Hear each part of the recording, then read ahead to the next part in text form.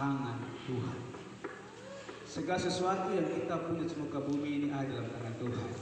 Puji Tuhan, terima kasih atas waktu dan kepercayaan yang diberikan oleh majelis jemaat, baik yang hari ini mempunyai jatah pelayan, tapi kalau hari ini beliau percayakan kepada kami. Puji Tuhan, saya percaya bahwa semua terjadi oleh karena pertolongan Tuhan.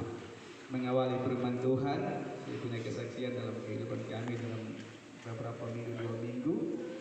Kami sekeluarga berangkat dari sini Jayapura dalam bulan Januari yang sama. Kami ada di Jayapura selama 2 minggu. Waktu kami mau pulang, kami diberikan sebuah hadiah, kado awal tahun. Tidak tahu kadonya itu apa, tapi biasa kalau diberikan kado kan itu baik, hal yang baik yang diberi. Tapi kami diberikan kado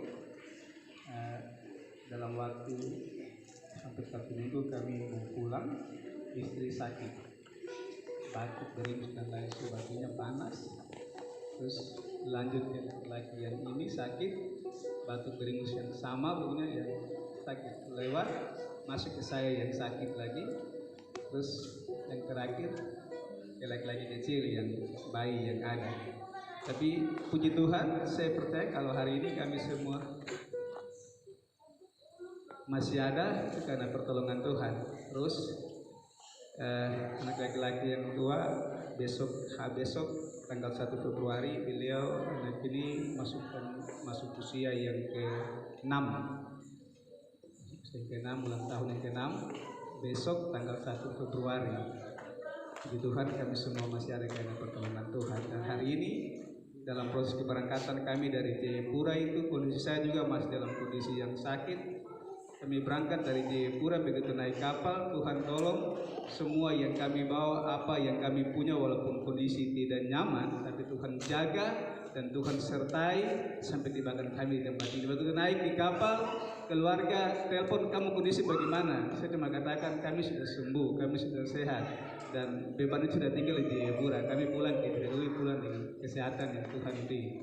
Puji Tuhan, hari ini kami ada bersama-sama dengan jemaat Tuhan dan hari ini tanggung jawab untuk melayani. Saya percaya bahwa semua terjadi karena pertolongan Tuhan, karena kekuatan kuasa Tuhan yang tidak pernah meninggalkan kehidupan sedikit pun. Mungkin secara manusia kita lalai, tapi Tuhan tidak pernah meninggalkan kita dalam setiap apa yang kita kerjakan. Puji Tuhan, kita akan membuka dalam kebenaran firman Tuhan. Kita lihat di dalam Efesus pasal yang 4 ayat yang ke-27. Satu ayat saya angkat bagi kita.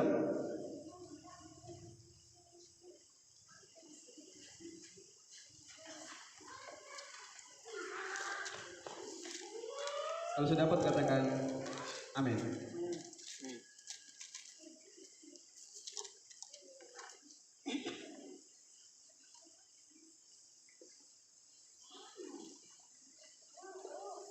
Efesus pasal yang keempat ayat yang ke-27. Menghormati firman Tuhan, saya rindu kita semua bangkit berdiri. Manusia baru ayat yang ke-27.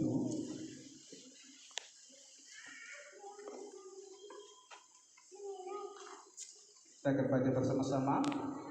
1, 2, 3. Dan janganlah kamu memberi kesempatan kepada iblis. Amin. Sambil kembali. Sebagai tanggung jawab kita sebagai bapak kepala keluarga, sebagai pemuda remaja, pasti ada tantangan, pasti ada persoalan, pasti ada kesulitan, pasti ada berbagai macam bentuk yang terus menghantui kehidupan saya dan saudara sebagai manusia.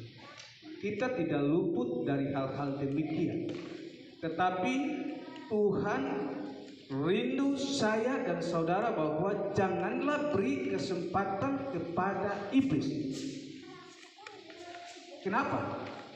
Kenapa dikatakan bahwa janganlah kita memberi kesempatan kepada iblis? Efesus, tulisan Rasul Paulus kepada jemaat Tuhan di Efesus mengingatkan mereka bahwa janganlah mereka memberi kesempatan kepada iblis untuk menguasai hidup mereka. Ayat yang ke-26 saya baca bagi kita.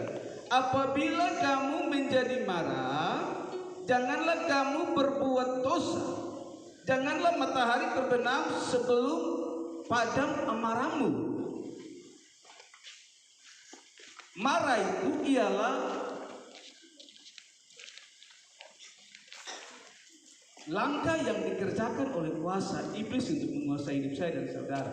Marah itu mewujudkan kuasa kegelapan yang sedang menguasai kehidupan manusia sehingga melakukan hal-hal yang tidak benar dalam kehidupannya. Sebagai orang-orang yang percaya Tuhan, izinkan saya taruh sebuah topik atau judul bagi kita di hari ini, bahwa janganlah beri kesempatan kepada iblis, yaitu Yesus penguasa tunggal hidup. Yesus penguasa tunggal hidup saya. Kita punya prinsip bahwa saya sebagai manusia yang hidup, walaupun saya ada di dalam dunia yang ada ini, yang diliputi oleh kuasa kegelapan, oleh segala sesuatu yang terjadi, persoalan, kekurangan, masalah, kesulitan, tetapi Yesus menjadi penguasa dalam hidup saya. Di dalam dunia ada dua hal. Iblis, kuasa Tuhan berkarya sesuai dengan apa yang dikehendakinya. Kalau kita sebagai manusia kita lemah untuk ikut dengan setan, ya itulah kita mulai ikut dengan pengaruh kiri kanan, pengaruh kemabukan, pengaruh huru-hara, bergabung dengan hal yang tidak benar, maka kita memberi kesempatan kepada iblis untuk menguasai hidup saya dan saudara.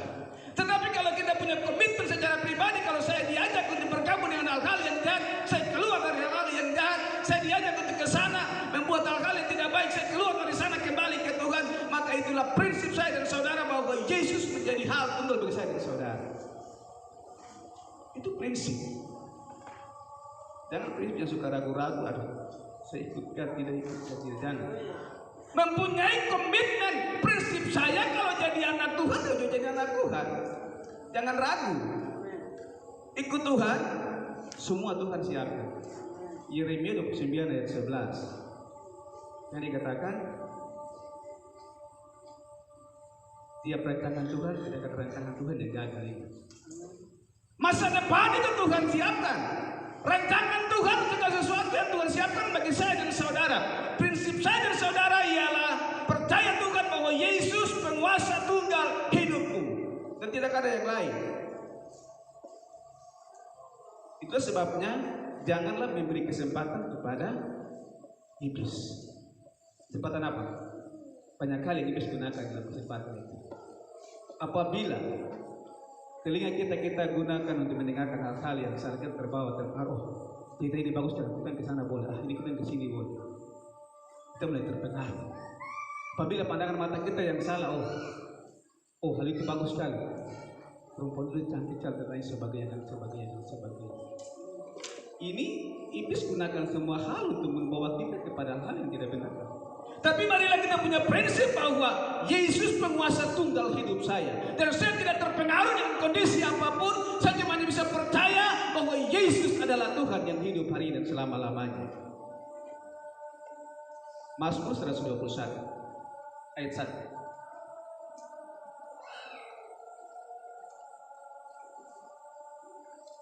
Yang sudah dapat baca?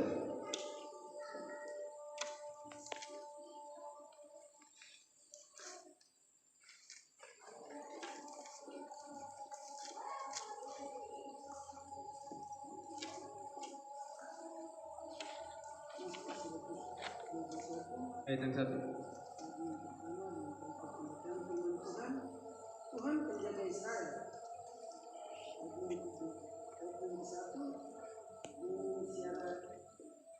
Aku melayangkan mataku ke gunung-gunung, dari manakah akan datang pertolongan? Ayat yang kedua. Pertolonganku ialah dari Tuhan yang menjadikan langit dan bumi. Ya, oke. Sebagai orang-orang percaya, Mazmur 121 mengingatkan saya dan saudara, aku melayangkan pandangan mataku ke gunung-gunung, dari mana datang pertolonganku? Pertolonganku dari Tuhan yang menjadikan langit dan bumi. Artinya bahwa kehidupan saya dan saudara ada pada pertolongan Tuhan yang menjadikan langit dan dan bumi. Langit dan bumi yang besar ini Tuhan ciptakan. Tuhan taruh saya dan manusia untuk menikmati semua yang ada. Bukan berarti bahwa kita menikmati dan ada di dalam dosa, tidak. Tapi kita menikmati dan ada di bawah penguasaan kuasa Tuhan dalam kehidupan saya dan saudara. Sebagai orang-orang yang percaya Tuhan, sebagai orang-orang yang hidup dalam kekuatan kuasa, sebagai orang-orang yang terus takut akan Tuhan dan tidak mengizinkan hidup ini untuk kembali lagi kepada dosa, tidak mengizinkan hidup ini untuk kembali lagi untuk berbuat hal-hal yang jahat. Sebab setiap orang yang membuat hal-hal yang jahat itu bertentangan dengan pemerintah, bertentangan dengan hukum pemerintah, bertentangan dengan hal-hal yang membawa kita kepada kebinasaan. Tetapi kalau kita kerjakan hal-hal yang baik, kita tidak akan pernah melihat kecelakaan yang tidak dipercaya dari saudara. Ada di dalam Galatia pasal 5 ada 9 buah roh di sana. 22, 23, kasih, sukacita, damai sejahtera, kesabaran, kelemah lembutan. Yang terakhir di antara 9 itu adalah penguasaan diri. Semuanya tidak ada hukum yang mengikat itu. Semua hidup di dalam Tuhan dan mempunyai komitmen bahwa hidup saya ada di dalam Tuhan, di bawah penguasaan kuasa Tuhan, di bawah kuasa Tuhan, di bawah penguasaan nama Tuhan. Saya kuat, saya hidup, saya tetap ada karena nama Tuhan itu menaruh kekuatan bagi saya. Dia adalah kekuatan dan kemenangan bagi saya. Hal yang pertama bagi saya dan saudara ialah semua manusia adalah budak dosa. Ingat, semua manusia adalah budak dosa. Yohanes 8 ayat yang ke-34.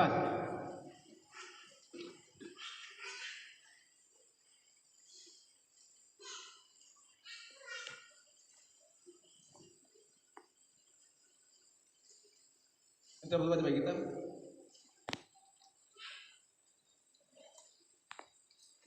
Yohanes pasal 8 ayat yang ke-34.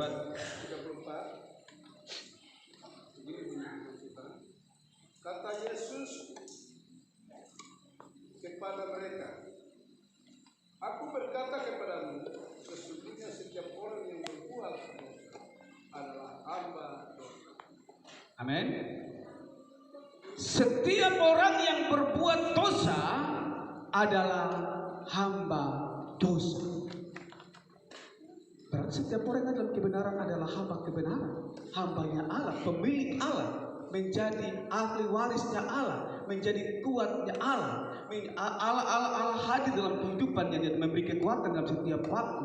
Sebabnya dikatakan, janganlah kita memberi kesempatan kepada iblis untuk menguasai saya dan saudara. Kalau kita memberi kesempatan kepada iblis menguasai saya dan saudara, itu yang dikatakan sebagai hamba dosa.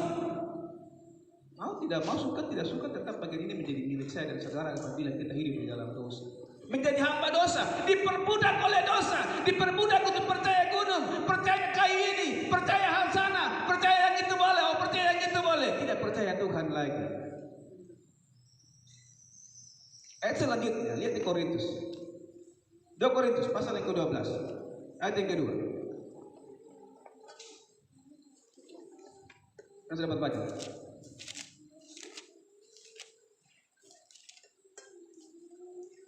2 Korintus pasal yang ke-12 ayat yang kedua. 2 Korintus pasal 12 ayat yang kedua, yang pembacaan seminggu, Paulus menerima penglihatan dan penyertaan. Ayat yang kedua, aku tahu tentang seorang Kristen 14 tahun yang lampau, entah di dalam tubuh aku tidak tahu, entah di luar tubuh aku tidak tahu. Allah yang mengetahui orang itu tiba-tiba diangkat ke tingkat yang tertinggi dari surga. 1 Korintus pasal yang ke-12 ayat yang kedua.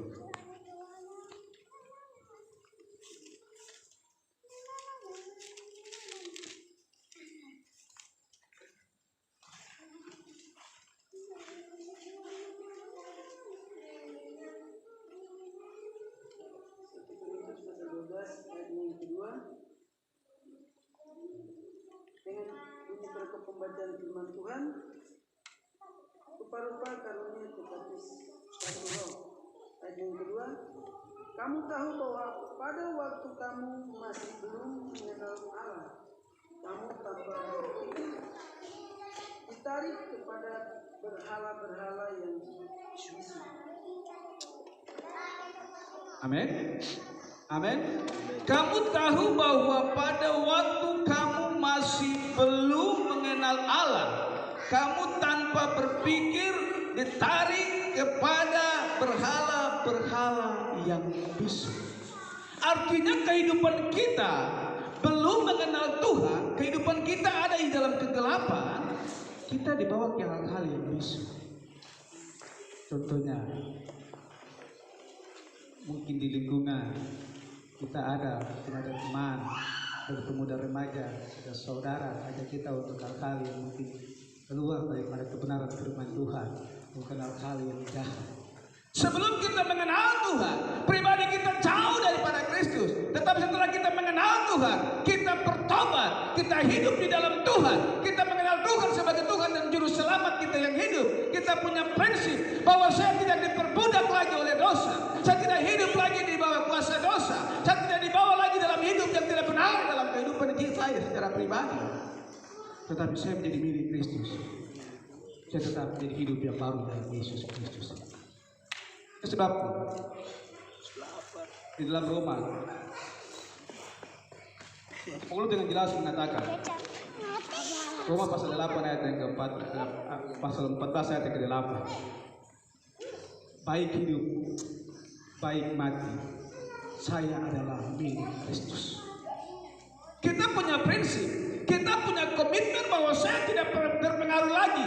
Dulu saya menjadi kegelapan, dulu saya dalam kehidupan yang gelap, dulu saya hidup dalam kehidupan yang tidak benar. Dulu mungkin orang mengakui saya bahwa kehidupan saya tidak benar. Orang lihat bahwa dalam pandangan mata mereka bahwa saya ini orang suka pemabuk atau suka bikin hal-hal yang tidak benar, bikin onar, bikin kacau dalam lingkungan di mana saya berada. Tetapi saya bukan jadi seperti demikian lagi, karena saya sudah dirubah lewat nama Tuhan Yesus Kristus itu sendiri. Dan Tuhan Yesus adalah penguasa tunggal dalam hidup saya. Dan tidak lagi ada perubahan lain yang saya hidup dalam kehidupan ini lagi. Tapi selain nama Yesus yang hidup dalam kehidupan saya. Dulu memang benar saya hidup dalam kehidupan kegelapan. Tapi sekarang bukan lagi dalam kehidupan kegelapan lagi. Sekarang saya bukan lagi diperbudak oleh dosa lagi. Tetapi sekarang saya dalam kemuliaan Tuhan. Saya dalam kuasa Tuhan. Saya dalam kuasa nama Yesus. Sebab nama itu adalah menara kekuatan bagi saya dan saudara. Orang-orang yang percaya Tuhan. Percaya Tuhan sebagai Tuhan dan Juru Selamat kita yang hidup. Yesus adalah penguasa tunggal hidup saya, hidup kita semua. Dia adalah penguasa tunggal. Prinsip kita bahwa Yesus Tuhan adalah penguasa tunggal hidup ini.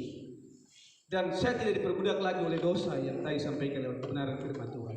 Tetapi hidup saya, pikiran saya, pandangan saya, semua yang ada dalam pribadi saya tidak milik dunia lagi.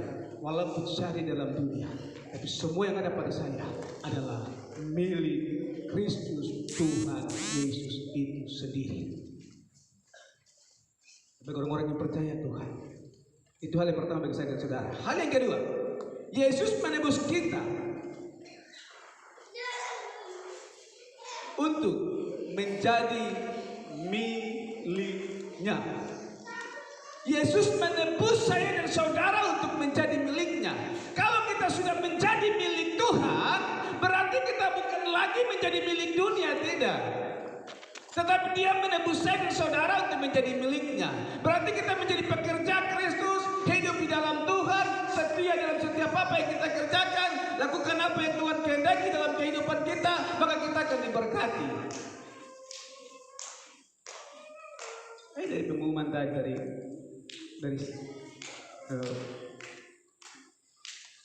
Majelis Jumat tadi mengumumkan pekerjaan. Hari ini mungkin Bapak Gembala catat apa yang kita kerjakan. Tapi Tuhan mencatat apa yang saya dan saudara kerjakan. Menjadi milik Tuhan, punya komitmen bahwa saya dan saudara adalah hidup bukan karena kekuatan saya dan saudara, tapi oleh karena kekuatan kuasa Tuhan yang tunggal itu, yang kuat itu menjadi saya dan saudara. Yesus menebus kita untuk menjadi miliknya. Yesaya 43 ayat 1, 2, dan 3.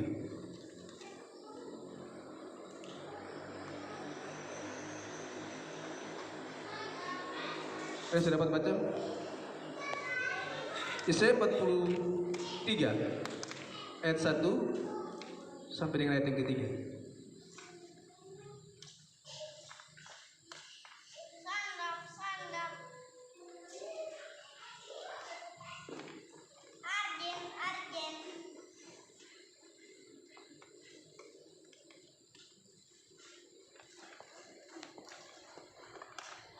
Coba. Yesaya pasal 43 ayat 1. Tetapi sekarang beginilah firman Tuhan yang menciptakan engkau, hai Yakub, yang membentuk engkau, hai Israel.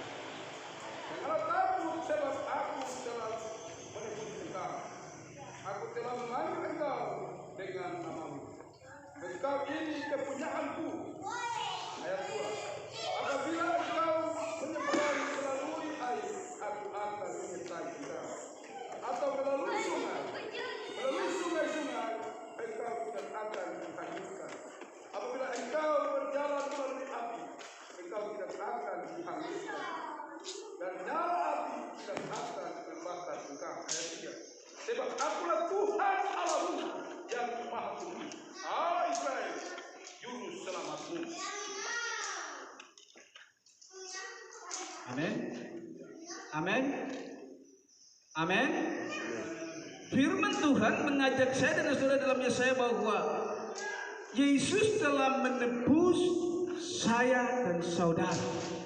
Penebusan ini dikerjakan kepada bagian ayat firman ini dituliskan kepada bangsa Israel yang telah ditebus. Dikatakan dalam kalimat yang berikut, janganlah takut sebab aku telah menebus engkau, aku telah memanggil engkau dengan namamu. Amin.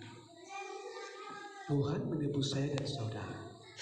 Dia memanggil kita menjadi miliknya.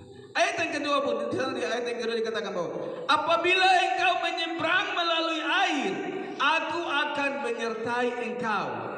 Atau melalui sungai-sungai, engkau tidak akan dihanyutkan. Apabila engkau berjalan melalui api, engkau tidak akan dihanguskan. Dan nyala api tidak akan membakar engkau. Itu artinya bahwa penyertaan Tuhan di dalam kesulitan, di dalam badai, di dalam persoalan, di dalam bentuk apapun, sampai kepada jurang-jurang maut pun, Dia Tuhan Allah menyertai saya dan saudara. Amen. Itu sebabnya di dalam topik tadi dikatakan bahwa Yesus penguasa tunggal hidup kita. Kita punya komitmen, saya dan saudara punya prinsip bahwa apapun bentuk badai, air, badai, persoalan, api yang membakar pun tidak akan menghanguskan hidup saya. Sebab hidup saya akan terus dipelihara oleh Tuhan. Tuhan memelihara saya dan saudara. Pasal yang ke-59 Yesaya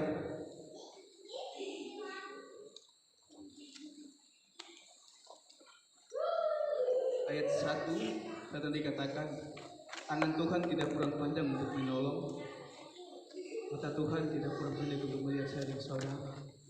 Dia Tuhan terus menolong saya dan saudara.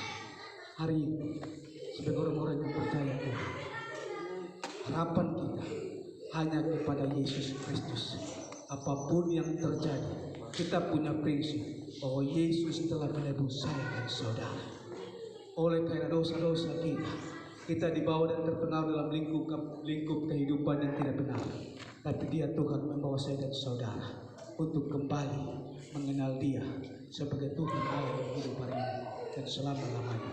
Hal yang ketiga, Yesus adalah Tuhan atas hidup kita. Yesus adalah Tuhan atas hidup kita. Apapun yang terjadi, kita percaya bahwa Yesus adalah Tuhan atas hidup saya. Yesus adalah Tuhan atas rumah tangga saya. Yesus adalah Tuhan atas pribadi saya. Yesus adalah Tuhan dalam setiap apa yang saya kerjakan.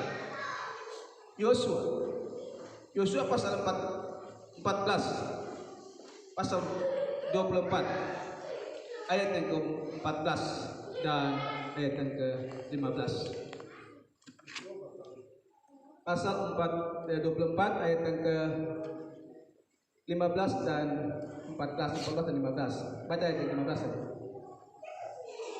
Apa yang diberi oleh keputusan Yosua di sana? Yosua dan keluarga rumah tangga.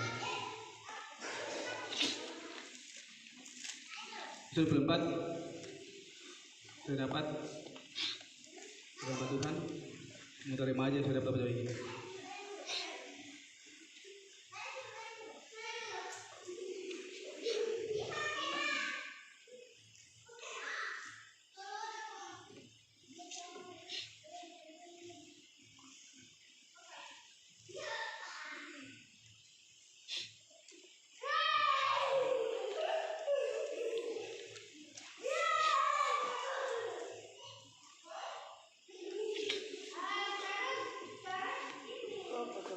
Yosua pasal 24 ayat 15.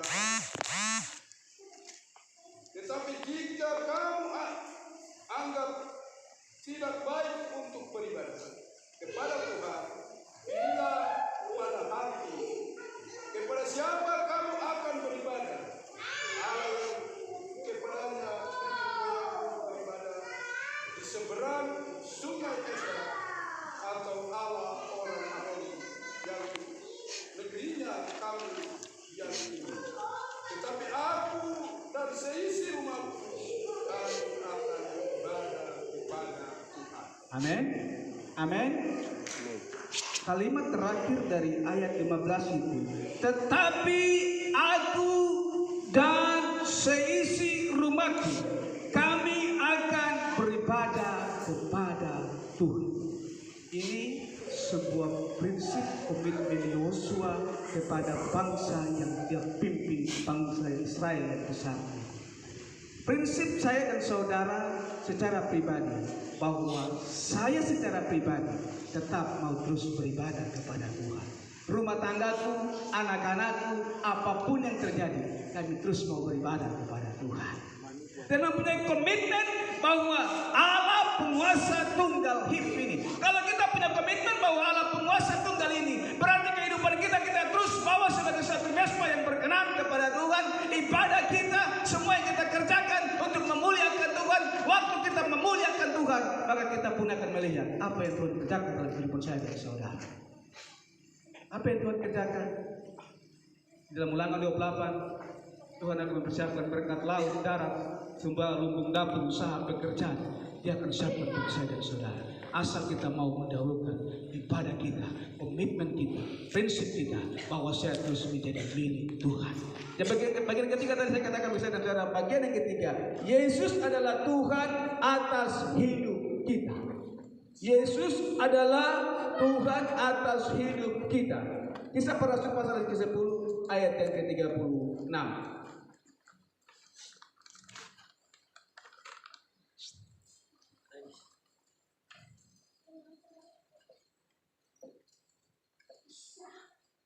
Saya baca ayat yang 36.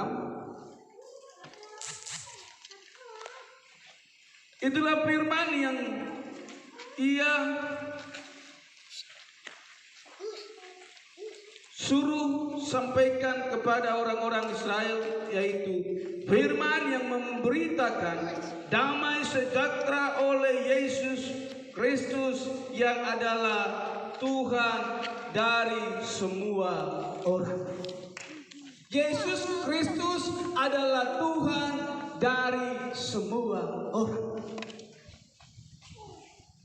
Yesus Kristus adalah Tuhan dari semua kita yang ada hari ini. Dia Tuhan untuk selama-lamanya. Dia Tuhan yang tidak berubah. Dia Tuhan Allah yang sama, Allah yang tidak pernah tinggalkan saya dan saudara. Kalimat ayat yang terakhir bagi saya dan saudara di dalam Ibrani pasal yang ke-13 ayat yang ke-8. Kita baca bersama-sama. Ibrani 13 ayat yang ke-8.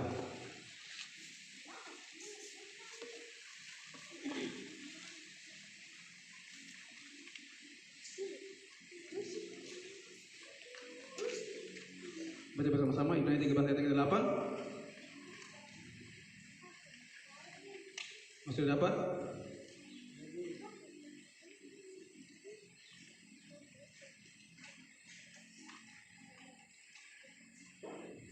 1, 2, 3. Yesus Kristus tetap sama, baik kemarin maupun hari ini dan sampai selama-lamanya. Amin. Ya Tuhan, baik kemarin, hari ini, besok, dan selama-lamanya. Ya Tuhan yang sama. Nah, hari ini kita percaya, kita punya prinsip, saya tetap terus ada di dalam Tuhan sebagai penguasa tunggal dalam kehidupan saya. Saya tidak diperbudak lagi oleh dosa. Saya hidup oleh karena kebenaran Allah. Saya hidup oleh karena Injil Allah. Saya hidup oleh karena Tuhan ada dalam kehidupan saya. Yang sama, yang tidak berubah hari ini, besok, lusa, dan selama-lamanya. Marilah kita berdoa untuk kebenaran firman Tuhan hari ini. Untuk mata kita berdoa. Bapa kami dalam surga, Engkau Allah Tuhan yang hidup. Hari ini Engkau izinkan kami untuk mendengarkan firman. Kami percaya bahwa kami tidak diperbudak lagi oleh dosa. Kami percaya bahwa kami tidak terpengaruh lagi oleh kondisi lingkungan apapun. Engkau Allah Tuhan penguasa tunggal hidup ini. Kemanapun kami berada, kemanapun kami bekerja, dimanapun kami ada, kami percaya Engkau Allah tunggal penguasa hidup kami. Kadang-kadang kami sudah boleh sakit penyakit, dosa sampai bayang-bayang maut pun, Engkau Allah Tuhan ada bagi kami. Engkau Tuhan Allah yang sama, yang tidak berubah, dulu kekal buat selama-lamanya, yang menjadikan hidup ini sesuai dengan apa yang Tuhan Engkau kehendaki bagi kami. Bapa, dalam nama Yesus, kami sudah mendengarkan firman-Mu, kami akan memberi korban persembahan sesuai dengan apa yang Tuhan Engkau kerjakan bagi kami. Bapa, di dalam nama Tuhan Yesus kami telah berdoa, dan kami akan menutup bagian kebenaran firman. Kami akan memberi untuk menopang pekerjaan pelayanan-Mu di negeri ini, terutama dalam jemaat Tuhan Shalom. Nama Tuhan terus dipuji dan dipermuliakan. Di dalam nama Yesus kami telah berdoa dan memberi korban persembahan di hari ini. Haleluya, haleluya, haleluya. Amin. Tuhan